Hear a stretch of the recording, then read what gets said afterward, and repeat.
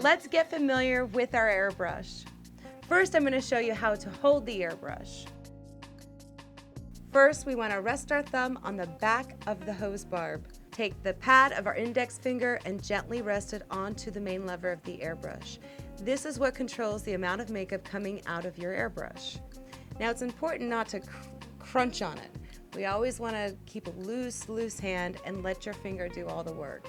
This is the easiest way for me to do it. We just creep up on it. We'll just gently rest our thumb and hold. The main lever is what controls the amount of makeup coming out of the airbrush. When you pull back on the lever, you start to release makeup. The more you pull back on the lever, the more makeup is released. So to cut the makeup off, we just go back to the starting position. We're going to practice with water, and this way there's no mistakes. So we'll start by just putting a few drops into the cup of the airbrush. And we have a distance guide. The distance guide comes in every single kit. And if you don't have one, please give us a call and our customer service will send you one. We're going to take the cotton end first and connect it to the front air caps. And we want to get it flush with the air caps so that we don't have any restrictions when we go to spray makeup. Then we take the other end and we're going to go ahead and attach it to the back handle. So this tool allows you to adjust and get the proper distance when spraying any area on the face. If my airbrush is out to the second mark on my distance guide, I know I'm 6 inches away. You can go ahead and start practicing with water, and the Q-tip can touch your face, and you still know you're 6 inches away. For blush, we want to be about 4 inches away, and for shadows, about 3 inches away. Eyebrows, blemishes, and eyeliner are from 1 to 2 inches away. So right now we want to practice with water, and we want to practice our foundation. So I'm going to move the cotton swab out to 6 inches away, which is the second to last hole on our distance guide. And we're going to turn the compressor on to 12 o'clock. This is the distance we want to be spraying when spraying our foundation. Now there's 3 things we want to look for.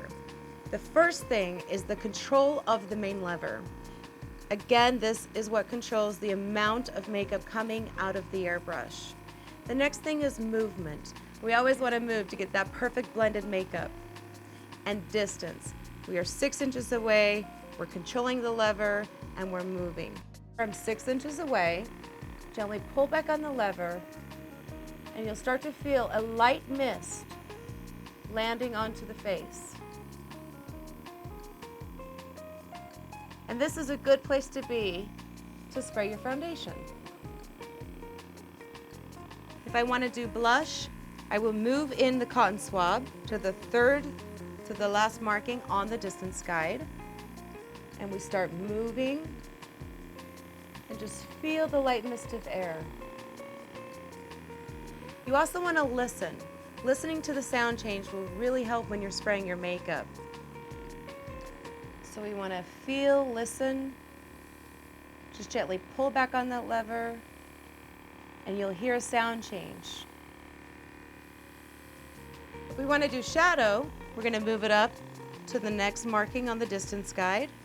Close one eye and gently relax, and just feel the moisture.